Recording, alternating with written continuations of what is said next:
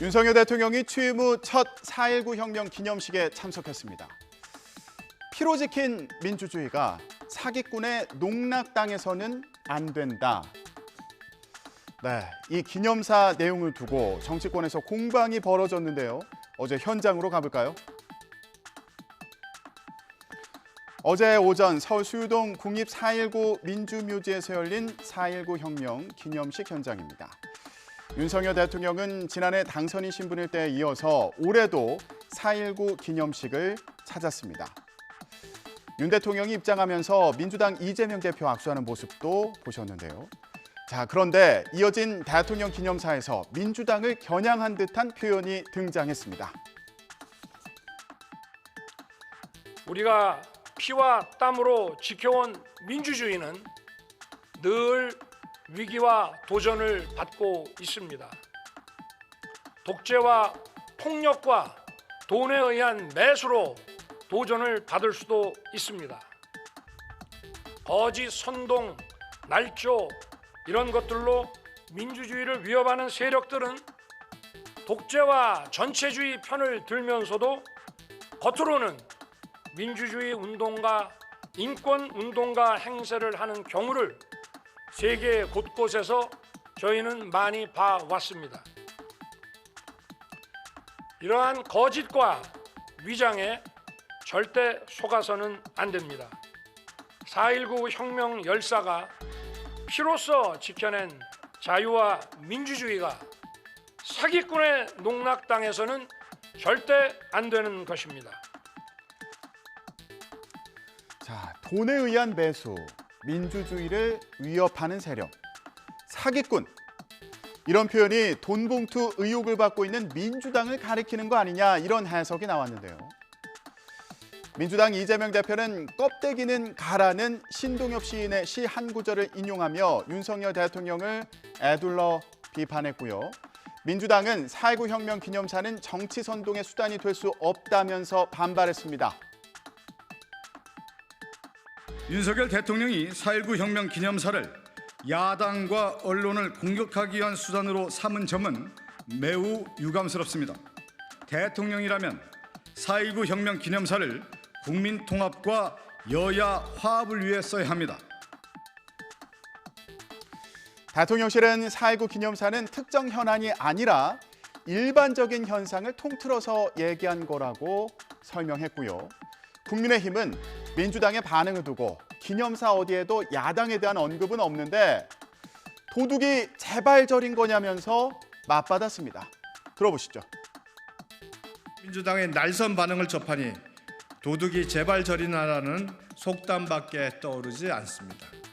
대통령의 4.19 혁명 기념사 전체의 흐름은 관심 없고 항상 그랬듯이 정치 공세 소재만 찾고 있습니다.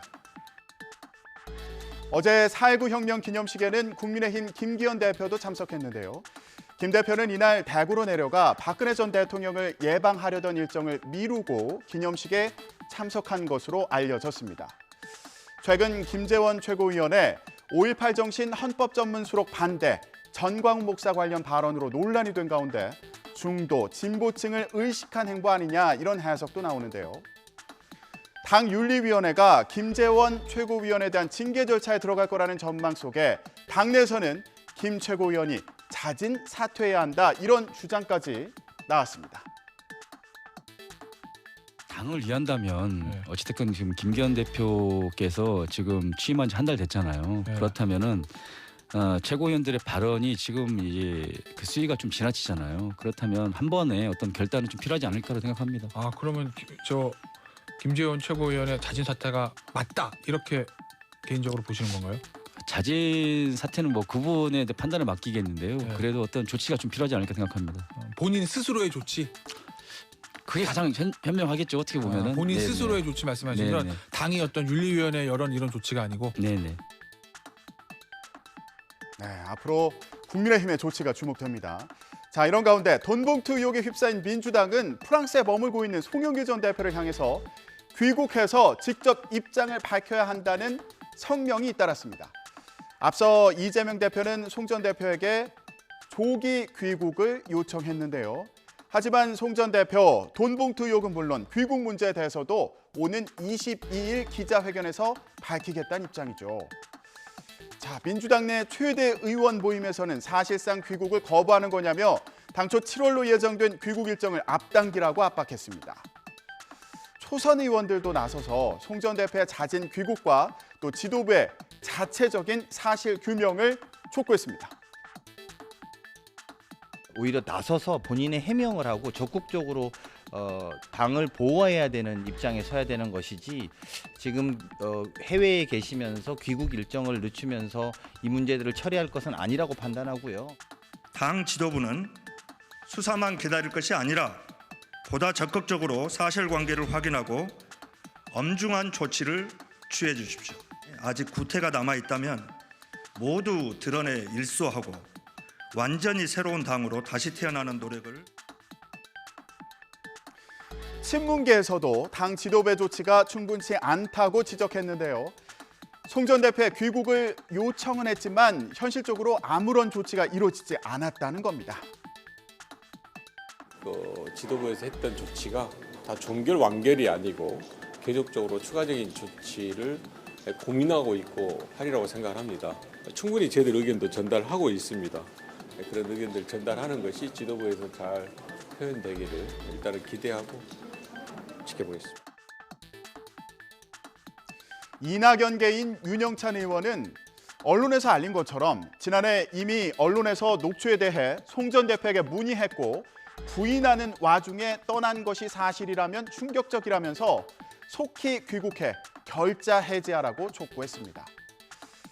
당 일부에서는 송 전 대표 등 의혹에 관련된 인사들에 대해서 탈당이나 출당 조치를 해야 한다 이런 목소리까지 나오는데요. 당 지도부는 곤혹스러울 수밖에 없겠죠. 이재명 대표는 어떤 입장일까요? 들어보시죠. 현 의원님들께서 당에서 사실규명을 해달라고 요청하셨습니다. 좀 어떻게 보실까요? 말하는 소문에 출당까지 좀 고민하고 계시나요? 국민의힘은 돈봉투 의혹을 고리로 이재명 대표를 향한 공세를 강화하고 있는데요. 자, 하지만 논란의 중심에선 송 전 대표 입장에는 변화가 없어 보입니다. 박규환 기자가 전해드립니다. 자신의 사법 리스크 때문에 이러지도 저러지도 못하는 이재명 대표. 자신이 몸담은 당을 구렁텅이에 빠뜨리고도 한가롭게 파리에 머물고 있는 송영길 전 대표. 이심송심, 이것이 민주당의 현 주소입니다.